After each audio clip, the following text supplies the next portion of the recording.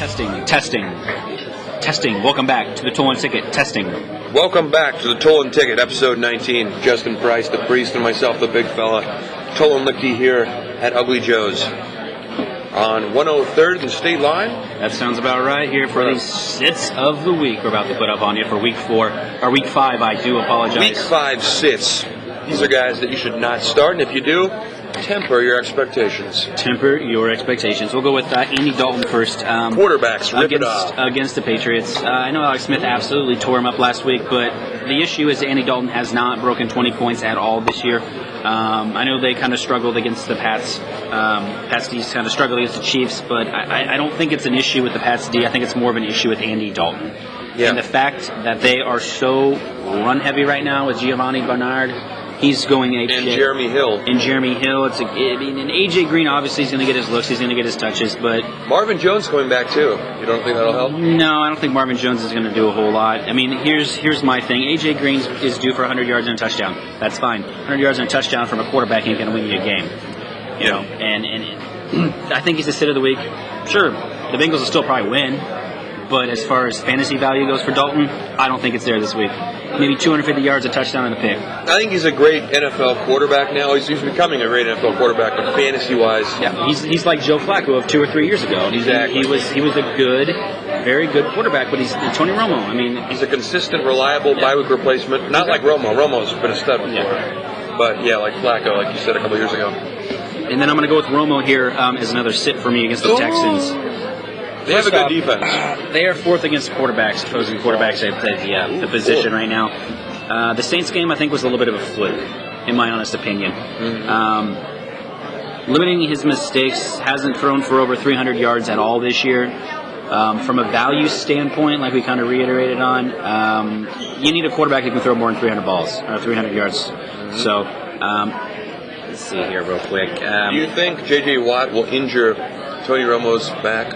I don't think that will be the case, but he might do that. And the issue is with Tony Romo, you get pressure on him. J.J. Watt's going to get pressure on him. The defense is going to get pressure on him. Any quarterback struggles with pressure. Tony Romo is a huge collapse when it comes to pressure. He's notorious for that.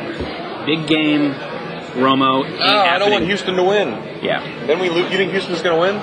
Our bet's going to hurt our bet. They'll be 4-1. I'm not saying I don't think they're going to win. I'm thinking that Romo's going to struggle. What's the K-State girl's name? K-State, Kelsey or something like that?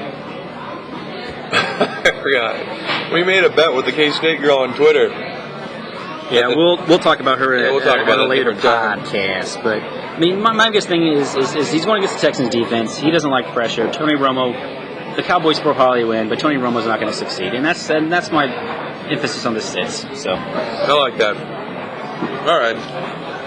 As I chew my fries here, I'll start my quarterbacks off. This is a guy, temper your expectations. Nick Foles against the Rams. They have a good defense against the pass. It's the only thing they have done well this year. And I think Nick Foles last week, we saw kind of a lack of the running game. He couldn't get Sproles involved, couldn't get McCoy involved. I think he may get a couple touchdowns, but I don't look for a big, huge yards game. But you're pretty high on Macklin this week, though, so I'm kind of... It is kind of an oxymoron. Is that more of an A.J. Green type situation where Macklin will get the touchdown and some yards, A.J. Green will get the touchdown and yards, but Dalton will still suck? I think Cooper kind of had a big week last week. Yeah. And then Cooper will get shut down this week. I think Jordan Matthews might get a little more shut down, but I think Macklin is due for a big bomb catch. He's a fast guy. Foles overthrows him all the time, but he's due to catch one or two bombs this week and get hopefully. Let's focus on those quarterbacks. Let's focus on those quarterbacks. Let's stay focused here. Sorry about that. I'm sidetracked by bosoms. By Macklin's ability to run. And Macklin's ability to run. Contract here.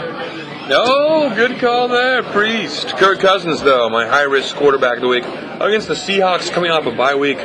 That's just not fun for anyone, and it won't be fun for Kirk Cousins. He's a very handsome young man. Only thing going for Kirk Cousins, there's not a lot of videotape out there for the Seahawks to study from, so that's the only thing good coming off a bye week that he has going against that awful team. Exactly. I mean, he has his handsome schoolboy blonde hair with dork eyes. He's going down. I wouldn't start him, though, if you're a Kirk Cousins owner. Andy Dalton, too, is my super high-risk play versus the Patriots. I think coming off a bye week and the Patriots will be a little more tired than usual with a 1 day less rest than usual. I still think they're going to be pissed off after being embarrassed publicly. And Andy Dalton and the passing game of Cincinnati will be the recipient of their rage. I look for the Chandler Jones. Chandler Jones. To get a couple of big sacks and hurt Andy Dalton, who's been getting the ball off really quickly and doing a great job not getting sacked. He's going to get sacked this week. And I don't think... Yeah, Dalton's not going to have a good game. I agree. I have him as on my sit list as well. So under 15 points. Let's go into running backs here. I might kind of go out on a limb here. These are more of your higher end running backs that I don't think are going to yield you as many points as anticipated this week. Sub 10 probably from Alfred Morris going against the Seahawks defense. I'm not saying he's not a must start, but don't expect. If you have other options, go with them. Go with the other options, but the issue is that Alfred Morris, I don't think he's going to be able to. I mean, their defense is fifth right now against fantasy running backs. So, and Morris is still a little banged up. Another one is Monte Ball against Arizona. I've been against Monte Ball for the longest time. I know he had huge hype going into the preseason or the season. I still love him, but this is a bad matchup. It's exactly. It's about the matchup. Finishing top 10. It's a matchup thing, and matchup's not good. I have Ball on my sell list, to be honest with you. Oh. I think he's got his value's obviously tempered down a little bit, but I still think he has some value, and I would sell him. Okay. In my honest opinion. But what do you get from him so far? I mean, he's done nothing. Yeah. I guess you find a guy like me who still is high on him. You need to find somebody who wants Monte Ball, who has a hard on for him, and you can get rid of him. But I mean, I'm the opposite though. I think Ball's done so shitty. He says buy low. Mm-hmm. I say trade for him. He's like LaShawn McCoy. Yeah, sell him. Well, exactly. You'll find someone like me. You'll find someone like Priest. Yeah, you'll find somebody who doesn't want him. Get rid. I mean, I'd take Monte Ball for the right price. I'm not saying I wouldn't, but for the right price. Yeah, this week he is a sit, in my honest opinion. Yeah, and this week I don't have him in my daily leagues. I'll tell you that. But I still think he can be a top 10 back when the season's all said and done. Yep. Especially with guys like Aaron Foster falling apart. Another issue is the Broncos. I mean, they are a pass-first offense. It's very evident of that. The only reason Sean Marino was even good last year is they had the huge run, the huge gains in the second half. It'd be, they're not doing it this year. Yeah. Right. So that's up to you, I guess, as an owner, because I think you hold on to Ball, see what happens, but Price says trade him. So do what you will. We disagree there, but it's Monte Ball. We'll see what happens. Any more backs you got, Priest, or is it my turn? I have Frank Gore again. Back-to-back weeks, Frank Gore. No, wait. 2 weeks ago he was on it. No. But he's on again. The dude just looks a little older. I mean, he actually had a great catch last week against the Eagles. Cross-field pass. He got like 40 yards. He looked young for a bit, but the Chiefs' defense, even though they've struggled against the run, I think they're going to shut him down. They're too fast for an old man like Frank Gore to shred them. He'll get under 10 points. And then I have any Chargers running back. Don't start him, Priest. Brown. I've been against Brown.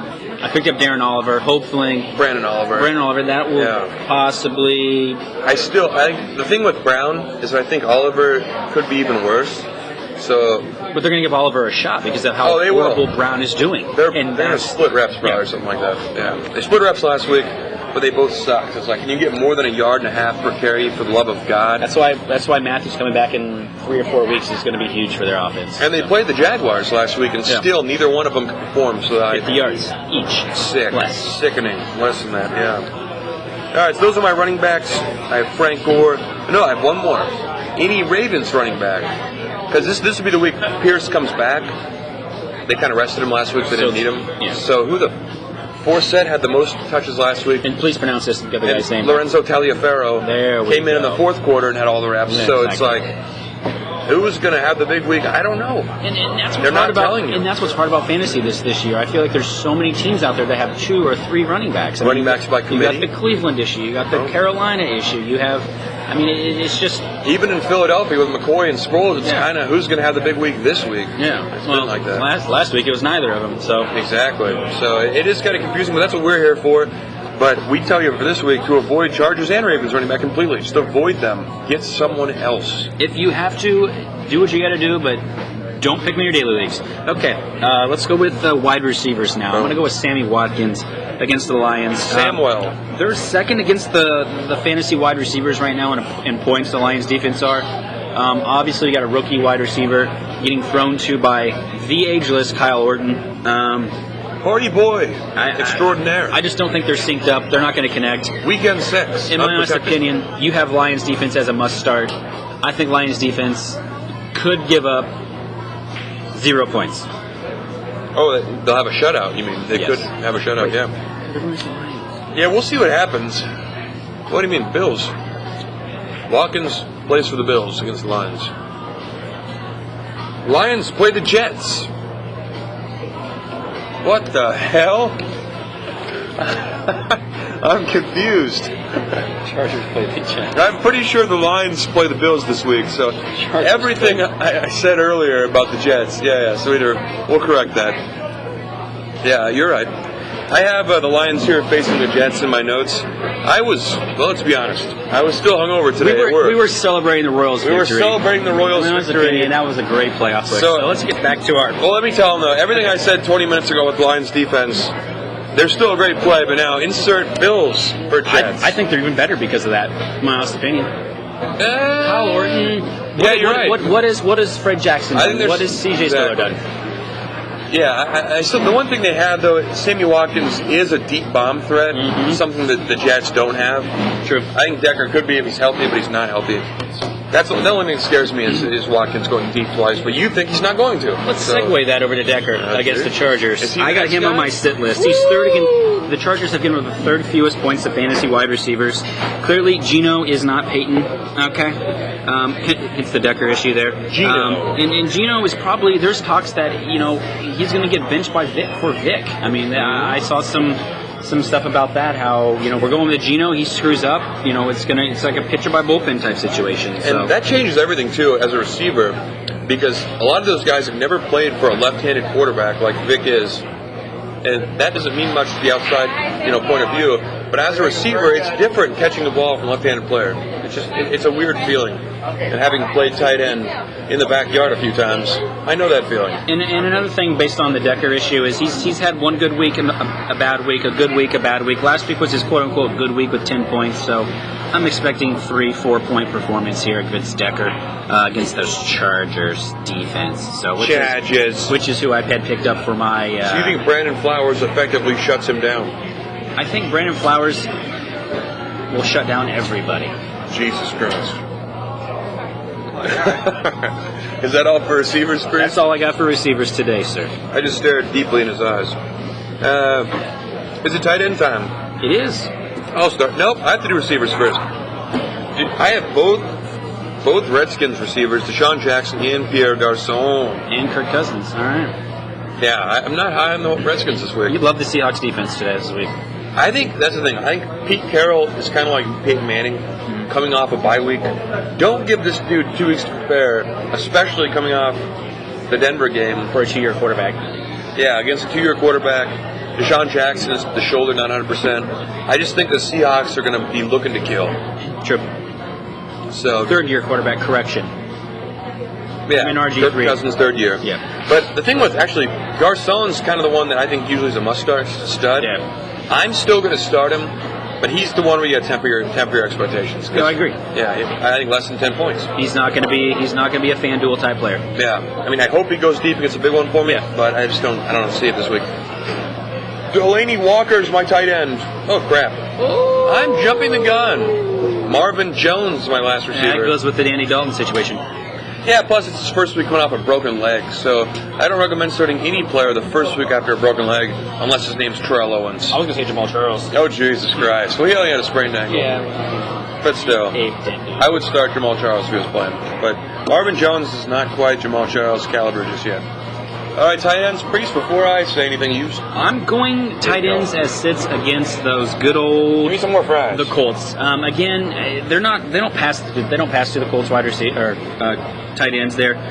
The Ravens have given up the fewest points against fantasy tight ends. Obviously, it's hard to go against the left fewest? right. Oh my God. Yeah, 3 points. Ravens. 3 points a game. That is the fewest by a staggering amount. What does that mean? What that means is Andrew Luck is not going to be able to connect. So expect bigger days from Bradshaw, from Trent Richardson, from their receiving core. Akeem Nicks might even be a little bit better this week. But Nicks. I mean, Fleener and Allen. I mean, they'll get you 6 points. They get a touchdown. It appears every week one of them gets a touchdown. But the issue is you don't know who it's coming from. They don't get you a bunch of yards. So they're going to get you 6 points. So if you're satisfied with the potential of a 6-point max from a tight end, start him. Yeah, I'm just saying, I would stay away if you got other options. I think last week, too, was the 1 week of the whole year that they'll both find the end zone. Mm-hmm. That was kind of a weird, fluky week.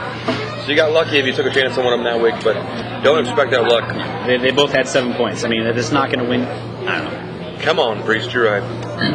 You're not winning the big daily leagues. You're not winning the daily leagues with with that kind of production. Fleener and Allen, no matter how cheap they are. Fleener. It rhymes with Schwiener. All right, I had Delaney Walker. I think you got to start him if he plays because he's that good right now.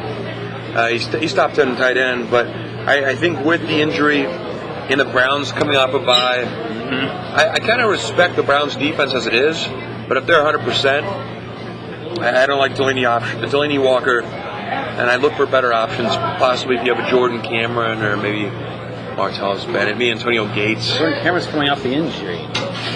I like Cameron this week. He's a bounce-back candidate. But maybe you have Jason Witten, and he's been sucking all year, so you picked up Walker. This is the week you switch him out. Put Witten in for one more time, give him a chance, and let him go.